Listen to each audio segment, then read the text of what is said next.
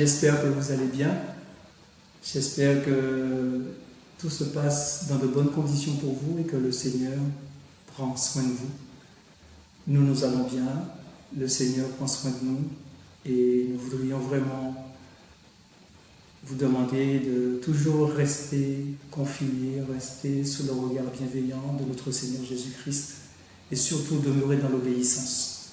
Et c'est ce que nous allons voir un petit peu aujourd'hui. Mais avant, je voudrais prier pour confier ce message dans les mains de notre Seigneur Jésus-Christ. Père éternel, Dieu Tout-Puissant, Dieu de gloire et de grâce, que ton nom soit honoré, que ton nom soit glorifié, que ton nom soit chanté, loué et exalté, Seigneur, car tu es grand, tu es tout-puissant, tu es redoutable, tu es saint, tu es merveilleux. À toi l'honneur, la gloire, la puissance, l'élévation, toute l'adoration qui t'est due, au nom de ton Fils Jésus-Christ. Je voudrais te confier, Seigneur, ce message que tu m'as mis à cœur. Te prie vraiment, Père, que tu puisses, par la puissance de ton Saint-Esprit, nous diriger, nous guider, nous orienter dans ta direction, afin que tous ceux et celles, Seigneur, qui entendront ce message, tous les bien-aimés, tous ceux que tu permettras d'entendre ces mots que tu m'as mis à cœur, que cela nous fasse du bien et que cela nous bénisse tous ensemble. Merci pour ta présence, merci pour ton Saint-Esprit qui est au contrôle de tout. Merci pour la vie, merci pour ton souffle et que ton nom seul soit honoré au nom de Jésus-Christ. Amen. Alléluia. Aujourd'hui, je voudrais vous partager ce qu'est les véritables enfants de Dieu ou encore des disciples authentiques. Parce que nous savons que dans ces derniers temps et au travers des choses que nous vivons, Dieu est en train de faire remonter un petit peu pas mal de choses et nous verrons vraiment qui sont vraiment ancrés en Christ et qui sont légers. Parce que nous ne sommes pas là maintenant pour prendre les choses à la légère. Nous voyons que les signes sont là, nous vivons des choses que nous n'espérions même pas vivre, et cela n'est pas uniquement à notre échelle, mais à l'échelle mondiale. C'est pour cela qu'il est temps, bien aimé, que nous puissions prendre conscience de ce que Dieu est en train de faire, et surtout que nous sachions qui nous sommes vraiment en Christ. Amen, alléluia. Et je voudrais prendre un verset dans le livre de Jean, chapitre 8, verset 31, qui dit, que vous connaissez, « Si vous demeurez dans ma parole, vous êtes vraiment mes disciples. Vous connaîtrez la vérité et la vérité vous affranchira. » Le premier pas pour progresser dans la vie de disciple et de disciple authentique, c'est la foi en Christ comme étant notre Sauveur et le Fils de Dieu. Amen, c'est la base de notre doctrine. Et nous avons, pour la grande majorité d'entre nous, franchi ce pas. Amen, et je l'espère. Si ce n'est pas le cas pour celui ou celle qui m'entend, il est temps maintenant de donner ta vie au Seigneur et de le faire sincèrement et de lui obéir. Il dit, si vous demeurez dans ma parole, vous êtes vraiment mes disciples.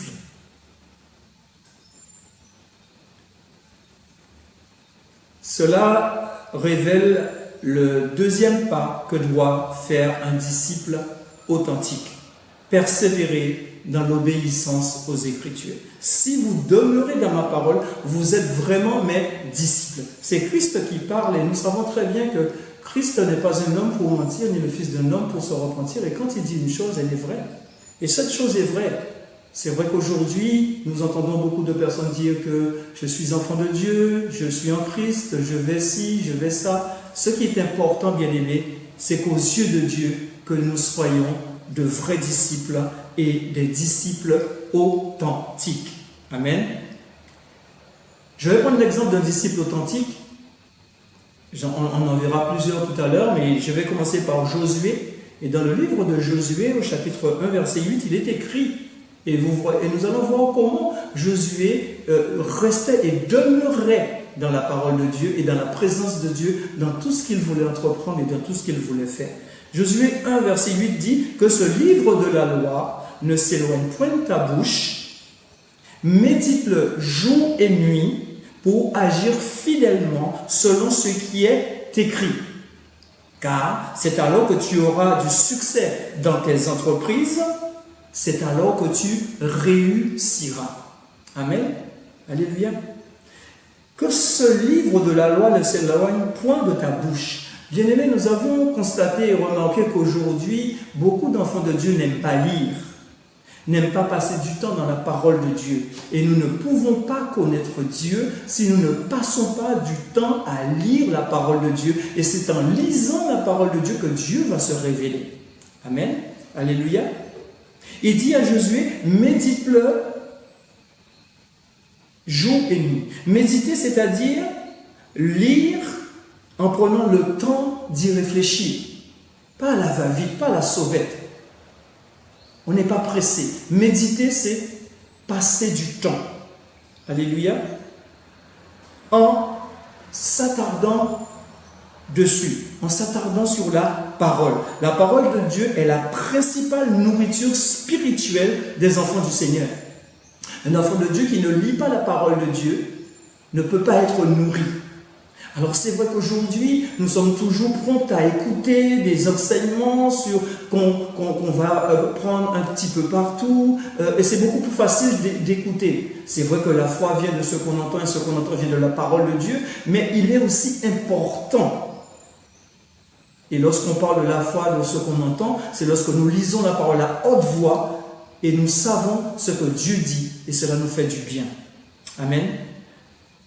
La nourriture, la principale nourriture spirituelle d'un enfant de Dieu, c'est passer du temps dans la parole de Dieu. Amen.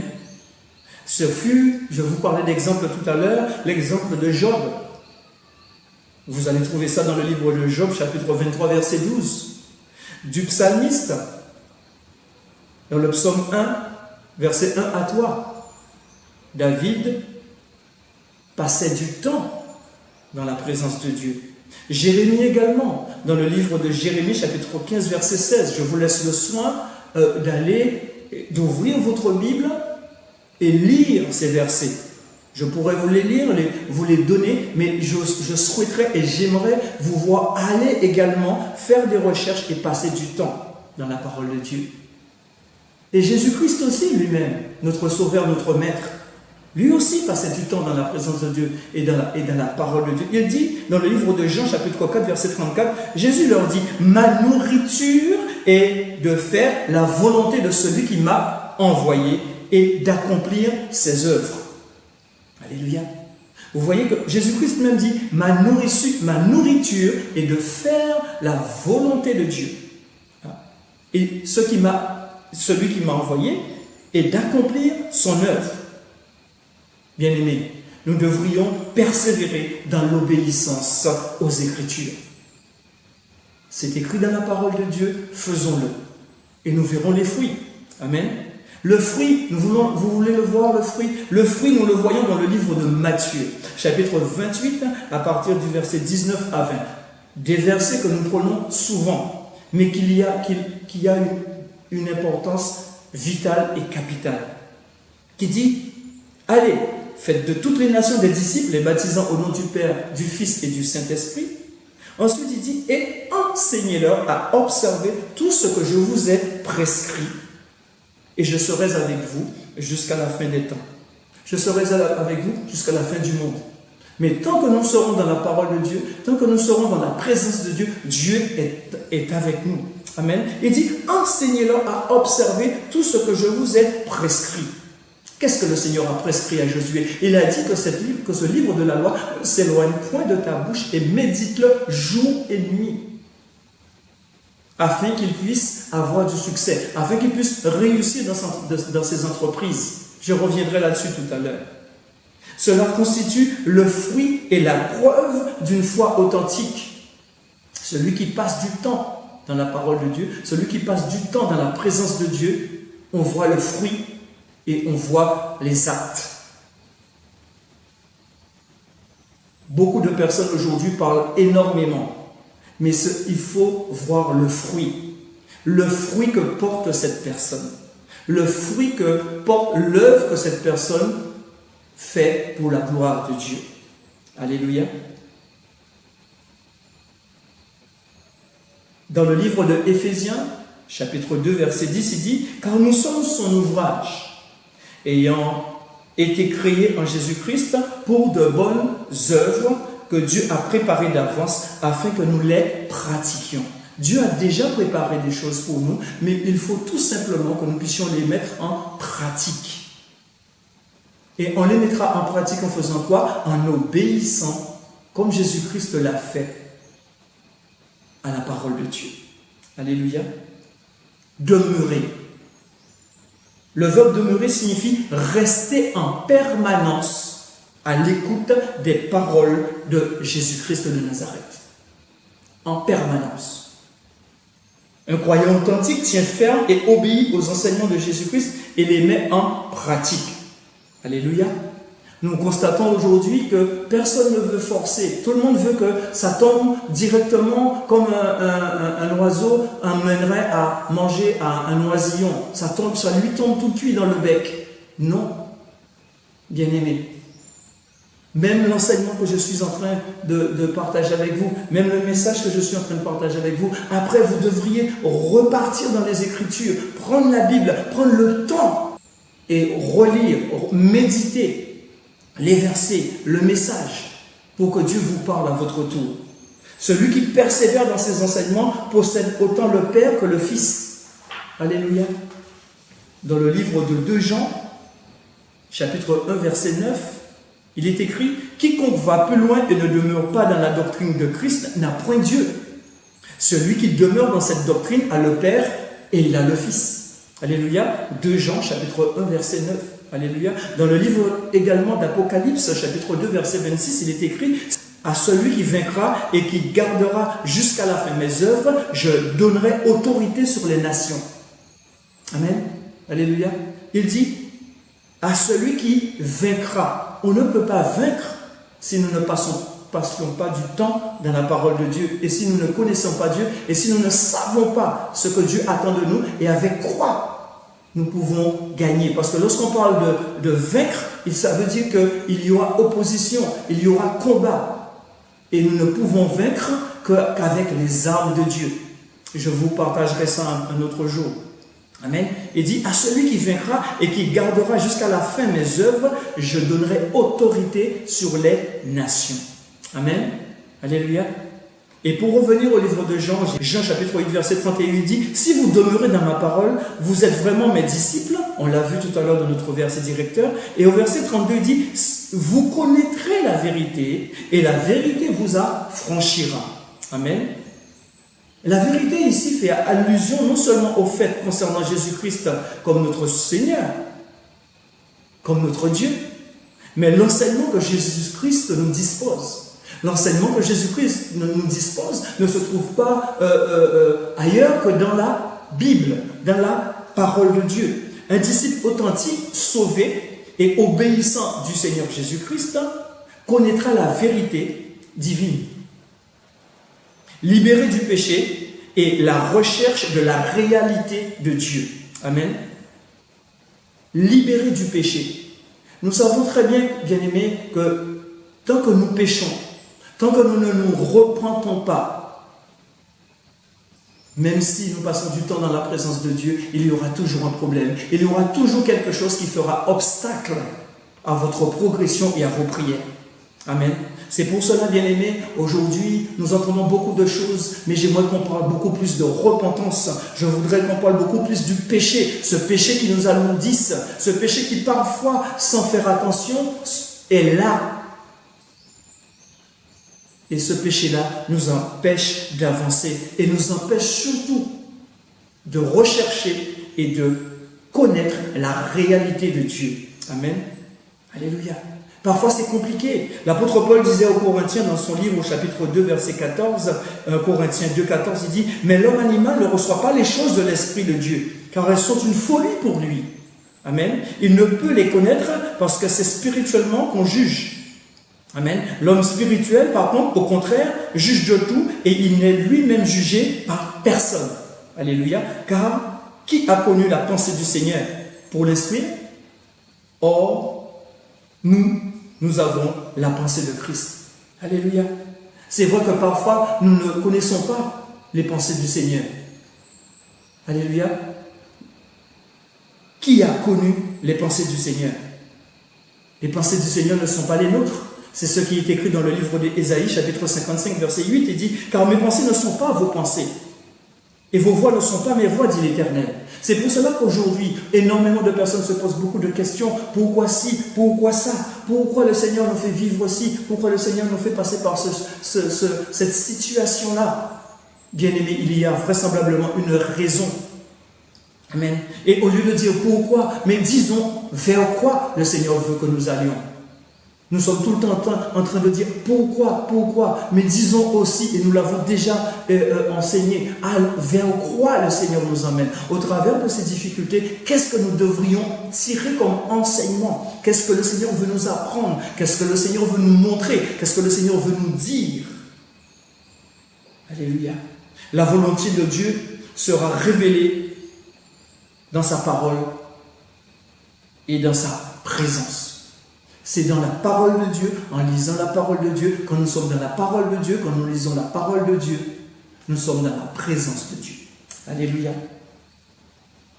Jean chapitre 15, verset 4, Jésus-Christ dit, « Demeurez en moi et je demeurerai en vous. Comme le sarment ne peut lui-même porter du fruit et s'il ne demeure attaché au cep, ainsi vous ne le pouvez non plus si vous ne demeurez pas en moi. » Amen. Alléluia. Une branche coupée de son arbre ne peut pas continuer à vivre. Il dessèche. Et nous sommes attachés à notre Père, à cet arbre qui est Jésus-Christ de Nazareth. Et si nous sommes détachés de lui, nous séchons. Nous séchons spirituellement, matériellement, nous séchons dans tous les domaines de notre vie. Alléluia. Dans le livre de Jean, encore, chapitre 15, au verset 7, il est écrit « Si vous demeurez en moi, mes paroles demeureront en vous. Demandez ce que vous voudrez, et cela vous sera accordé. » Alléluia.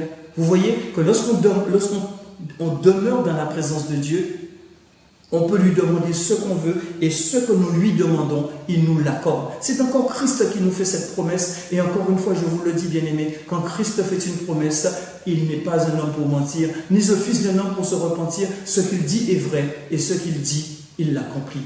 Assurément, sa main, elle l'accomplira. Aujourd'hui, bien-aimés, nous voyons beaucoup d'inquiétudes. Beaucoup d'inquiétudes ont vu le jour. Et dans le livre de Matthieu, chapitre 6, ou dans le livre de Luc, chapitre 12, verset 25,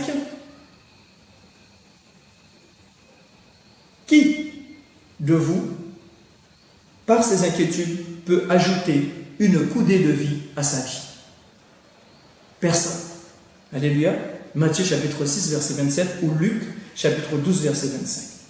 Alléluia. Jésus dit ensuite à ses disciples, c'est pourquoi, dans le livre de Luc, chapitre 12, verset 22, à partir du verset 22, c'est pourquoi je vous dis, nous allons prendre le temps de lire, je vais vous faire de la lecture aujourd'hui, parce que c'est important, bien aimé, de comprendre pourquoi il faut passer du temps dans la parole de Dieu, parce que lorsque nous lisons la parole de Dieu, cela nous fait du bien.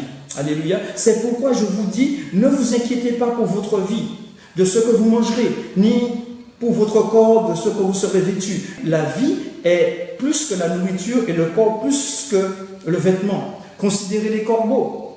Ils ne sèment ni ne moissonnent, ils n'ont ni grenier, ni cellier, et Dieu les nourrit. Alléluia. Combien ne valez-vous pas plus que les oiseaux?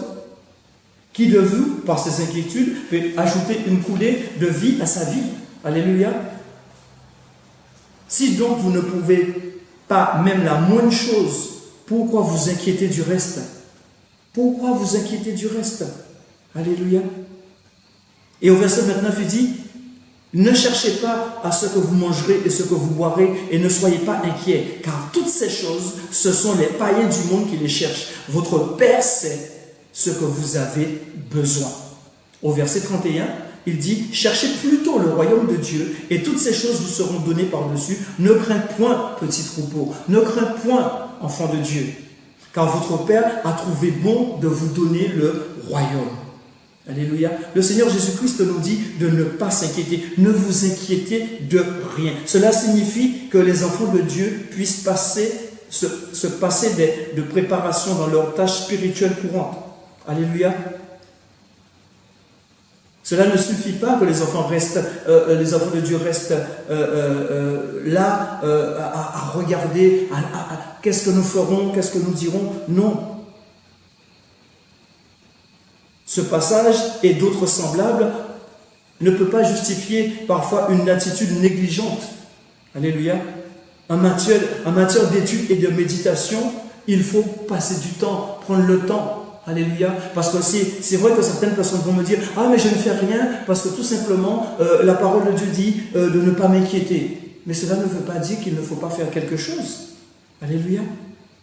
Citer ce passage et d'autres semblables pour justifier une attitude négligente en matière d'étude ou de méditation revient à tordre le sens évident des Écritures. Alléluia. C'est pas parce que le Seigneur nous a dit de ne pas nous inquiéter que les oiseaux mangent que nous devrions rester là oisifs à ne rien faire. Au contraire, nous avons notre part à faire. Alléluia. Amen. C'est comme nous avons aussi notre travail. Nous devrions prendre soin, puisque nous savons très bien que c'est au niveau de notre travail, c'est à la sueur de notre front que nous mangeons et que nous pouvons subvenir aux besoins de notre famille. C'est pour cela que là aussi, nous ne devrions pas négliger ce que nous devrions faire et respecter le travail que nous avons. Alléluia. Et comme je le disais, cela ne signifie pas que les enfants de Dieu puissent se passer des choses importantes. Nous avons une part importante à faire en passant du temps dans la parole de Dieu. Amen. Alléluia. Mais nous avons aussi la responsabilité de passer du temps à réfléchir sur ce que nous allons faire dans notre vie, dans notre travail et dans notre famille. Alléluia. Et cela ne se fera pas seul, parce que le Seigneur nous a promis le Saint-Esprit. Dans les temps difficiles, dans les temps de persécution, dans les temps de confinement, on va le dire, le Seigneur nous a promis le Saint-Esprit. Alléluia. Dans le livre de Philippiens, chapitre 4, verset 6, il dit « Ne vous inquiétez de rien, mais en toute chose, faites connaître vos besoins à Dieu par des prières, des supplications, avec des actions de grâce. » Amen. Encore Philippiens, chapitre 4, verset 19, il dit « Et mon Dieu pourvoira à tous vos besoins selon sa richesse, avec gloire en Jésus-Christ. » Amen. Alléluia. Bien-aimés, n'oublions pas ce que le psalmiste disait dans le psaume 37 au verset 3. David disait « Confie ton sort à l'Éternel. Pratique-le bien. » Amen. « Aie le pays pour demeure et la fidélité pour pâture. » Mais au verset 4, il dit « Fais de l'Éternel tes délices et il te donnera ce que ton cœur désire. Recommande ton sort à l'Éternel, mets en lui ta confiance et il agira. » Amen. Oui, il agira pour toi. Il prendra soin de toi. Il ne t'abandonnera jamais. Amen. Bien-aimés, ce qui a été valable pour Josué est valable pour nous aujourd'hui. Le Seigneur Jésus-Christ demandait à Josué que sa parole ne s'éloigne pas de sa bouche et qu'il devait méditer cette parole tous les jours. Au lieu de passer du temps, bien-aimés, à vous inquiéter, je ne vous demande pas de négliger les responsabilités que vous avez. Dieu est au contrôle de tout. Mais soyons efficaces, soyons disciplinés, passons du temps dans la présence de Dieu, faisons ce que Dieu nous demande de faire et il agira en conséquence. C'est une promesse qu'il nous a faite. Alléluia. Il dit pour agir fidèlement, selon ce qui est écrit, car c'est alors que tu auras du succès dans tes entreprises, c'est alors que tu réussiras. Je sais que nous avons des bien-aimés qui ont des entreprises, Mais bien aimés, je voudrais vous encourager, vous rassurer en vous disant de faire confiance à Dieu. Ce n'est pas la peine de vous inquiéter. Faites confiance à Dieu. Nous voyons qu'il y a eu beaucoup de promesses qui ont été faites. Mais ces promesses ne sont pas tenues. Et c'est vrai que bon nombre de chefs d'entreprise s'inquiètent. Et ils ont de quoi s'inquiéter. Mais il y en a un, le Dieu Tout-Puissant, qui nous a demandé de ne pas nous inquiéter. Il dit, c'est alors que tu auras du succès dans tes entreprises. C'est une parole qui nous concerne, qui me concerne, qui te concerne. Alléluia. C'est alors que tu réussiras. Même si les choses paraissent compliquées maintenant pour toi, mais tu réussiras dans tes entreprises. Amen. Dieu promet ainsi de bénir Josué et nous aussi, il nous bénira. Dans l'exercice de son travail, Josué avait de lourdes responsabilités spirituelles et envers le peuple. Mais par la puissance du Saint-Esprit, Dieu l'a aidé dans tous ses exercices. Amen. Alléluia. Il avait d'énormes responsabilités. Nous avons d'énormes responsabilités, que ce soit d'ordre spirituel ou professionnel. Mais faisons confiance à Dieu, il nous bénira. Amen. Alléluia. Et pour finir, je voudrais vous laisser avec le livre de Deutéronome, chapitre 28, à partir du verset 1 jusqu'à 14. Et nous voyons les bénédictions qui récompensent l'obéissance. Alléluia. Je vous laisse le soin de lire ces paroles à la maison. Prenez le temps, bien-aimés, de passer du temps dans la parole de Dieu. C'est en prenant ce temps et en lisant la parole de Dieu que vous découvrirez la vraie personnalité de notre Seigneur et ce qu'il attend de nous. Je vous bénis, je bénis l'ensemble de ceux et celles qui entendront ce message et j'espère que ce message vous aura fait du bien. Et je vous souhaite vraiment de rester et de demeurer dans la présence de notre Seigneur Jésus-Christ. Soyez bénis, prions ensemble pour remercier notre Seigneur Jésus-Christ. Père éternel, Dieu Tout-Puissant, nous voulons te bénir et glorifier ton nom, te rendre gloire et grâce et te remercier pour ce moment que nous avons pu passer dans ta présence.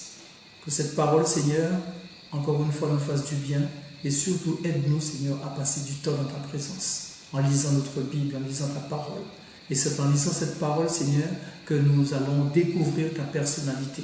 Aide-nous, Seigneur, à nous identifier à ta personnalité, à nous identifier à toi, afin que nous puissions vraiment te ressembler. Merci pour cette grâce infinie. Que ton nom soit béni, Seigneur. Prends soin de nous.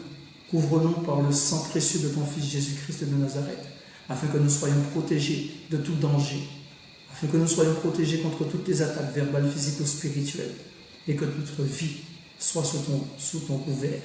Merci pour tout, Seigneur. Que ton nom soit honoré, au nom de Jésus-Christ. Amen. Que Dieu vous garde et vous bénisse, au nom de Jésus-Christ. Amen.